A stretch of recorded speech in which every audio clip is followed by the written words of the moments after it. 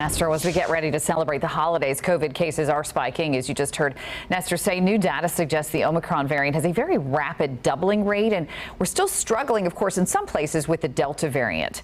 All this as families get ready to gather for Christmas celebrations, and joining us this morning to talk more about it. Oh, Dr. Mike, here we go again. It feels like a broken record, doesn't it? Did you see the movie, what's it called, with Bill Murray? Yeah, Groundhog Day. That's what it feels like. My. If I hear Sonny and Cher one more time, oh, my God. I know. It's a nightmare. Can you give us any good news about this new variant? Because what I'm reading is it doesn't sound nearly as bad as what we saw with Delta.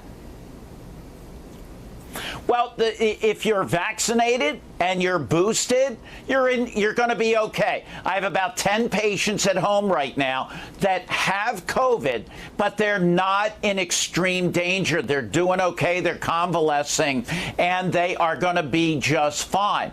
But if you're not vaccinated, we heard about the first death in Texas, I believe, and that was an unvaccinated person. So, look, you have to do the right thing. Now, you mentioned President Biden's going to give out about 500 million of these home tests. Guess what? I got one. It was as hard as getting a Cabbage Patch Kid and a Elmo. I mean, there were fights going on over these. No, I'm just kidding. But the bottom line is this. If you want to be safe, and I'll tell you what I'm going to do, Amy. I'm going to test the few people I'm having over. We're going to have them tested. They're all vaccinated, and there's no one in my house that is exceptionally high risk. And so I think our risk is not zero, but it's low. And remember that the psychological impact on our kids is not to be disregarded or minimized, because it can be a real, it's really affecting them. So I want my kids to have some semblance of a normal Christmas this year. Right. If you're in panic mode, the kids are in panic mode. And it doesn't sound like Omicron is something to panic about. So what are you hearing, Doc? Because one of the things I heard is that the Delta variant was a big concern for lungs, but Omicron seems to be more cold-like, more just in the nose and the nasal passages. Well, again, Amy, it has to do with what the virus is finding.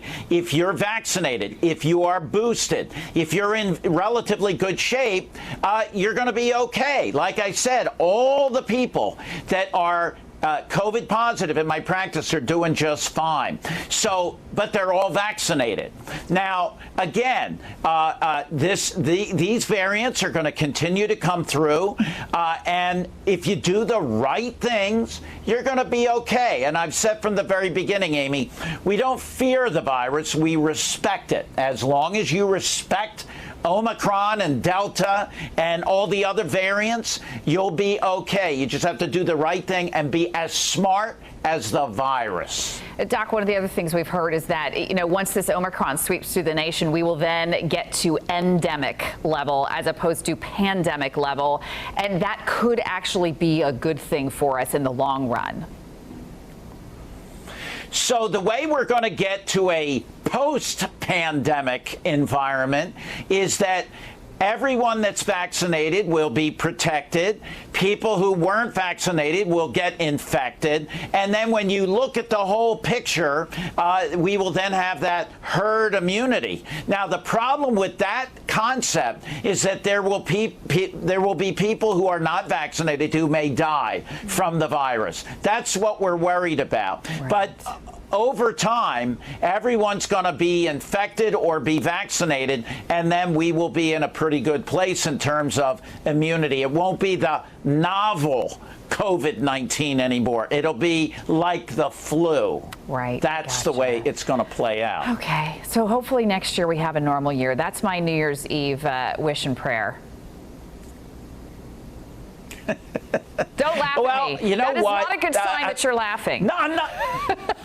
I'm not laughing. You know what I want for you, Amy? This is what I want for you.